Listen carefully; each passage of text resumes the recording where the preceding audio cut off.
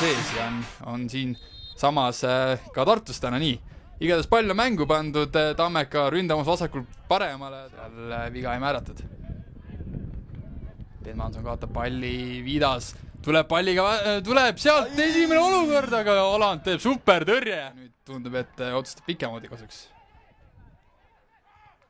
Sinna Tanda poole läks, oi kui hea löök siit tuleb, aga Transi mehe vahel palli võita, aga lõpuks sealt midagi välja ei tulnud. Kabore võidab palli. Vidasel on näpp püsti, anna mulle sinna vasakule poole, aga ei anna ja toob Aland ära jätku olukord. Siit on 1-0. Stenjakov Vidas viib 25. minutil Transi 1-0 juhtima ja tema esimene värav Narva Transi särgis on tõsiasi. Aland tegi, mis ta suutis, aga jätku olukorras oli Vidas esimesena lahtise palli juures ja sealt, no ütleme nii, et suuresti oli võrku lükkamise vaev ja Trans läheb ja tegelikult ongi see üks olukord, kus Kallas jäi Kabore vastu duellis kaotaks, on senimaani seda mängu oi. Miil palli taga. Miilil süke kõrge kaarega tagumises tsooni, Pašer kerkib ka, seal pall on lahtine. Ja kas tõesti lähmegi vaatama? Küll Jastinen läheb ekraani juurde.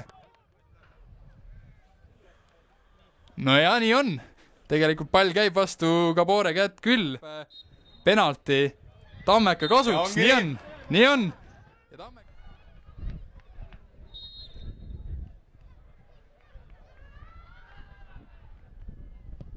Ja toob Matrossov ära jätku olukord, aga siiski 1-1. Matrossov küll võttis esimese ära, aga Pašer oli täpselt jaol selle pallile ja lõpuks lükkas mõnelt meetrilt peagi võrku. Matrossov on püha täis oma meeste peale, et nad jätku olukorraks valmis ei olnud. Aga Pašer mängis olukorra lõpuni ja 1-1 on tõsiasi. No ei olnud hea penalti. Tsenderdus jääb sinna Transi meestesse kinni. Pall kastis. Tanimovo! Oi, seal tundus, et ta oli ka väike. Olukord mängus lõpeb sellega, et teeb palju kaotusega õnneks. Tema õnneks meeskonnakaaslased on seda olukorda paikamas. Nüüd Kabore. 1-1 võimalik minna Alandiga ja siis tuleb 2-1. Siit tuleb 2-1 ja Trans läheb seda mängu juhtima. Landry Kabore viib Transi 71. minutil juhtima ja täpselt samamoodi nagu esimesel poolel Kallase ja Kabore vaheline duell. Kabore selle võidab ja sünnib ohtlik olukord ja Trans läheb siit mängu juhtima. No ütleme nii, et üpris ei kusagilt see olukord tuli ja suudab. Varisega 1-1 vastu jooksmas. Kaptše tuleb ka talle paremalt äärelt toetus pakkumas. Kabore pääseb parisest mööda. Kaptše on seal olemas ja kas Alant tegi suurepärase tõrje praegu. Ja aga vahel pikem olukord. Küljastinil on vile suus ja mäng on lõppenud.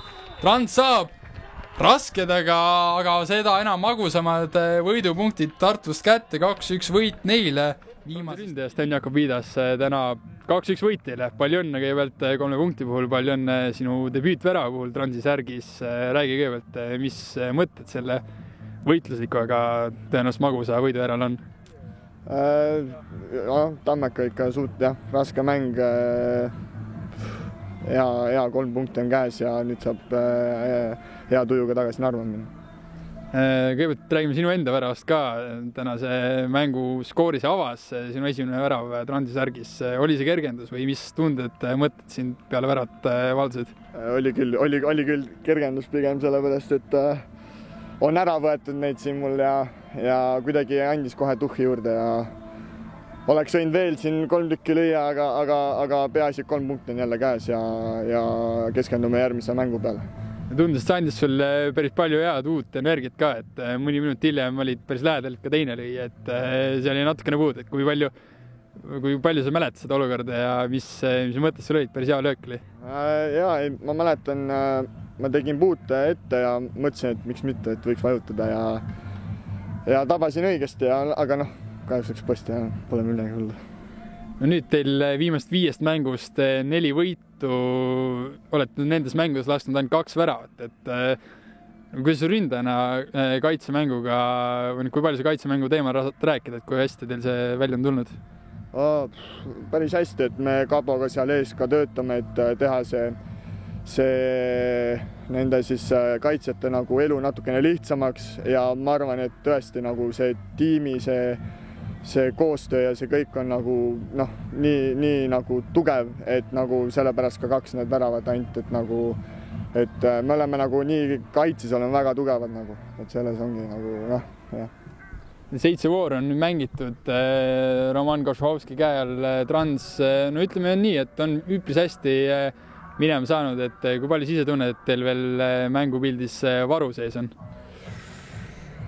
Ma ei tea, on, aga ma ei tea, ma ei hakka rääkima siin, et ei, Roman väga hea, väga meeldib, väga toetav, kindlasti nagu parimaid treeneri, kes mul on olnud ja midagi. Nüüd 1 punkti kaugusel esikolmikust ja Florast, esinelik, praegu te olete seal sees, et on see hooaja algus läinud üle ootust või on see olnud senine, millega sa eeldasid, selline see tulebki? Ei, ma täitsa nagu teadsin ka, et me mängime seal selle top 4 sees ja me oleme ka tõestanud, et me kuulume ka sinna, eriti see hooaeg, et mängupildi mõttes Leva mängisime hästi, õnnetu penalt, mis seal teha, aga ikka tõesti, me oleme tõestanud.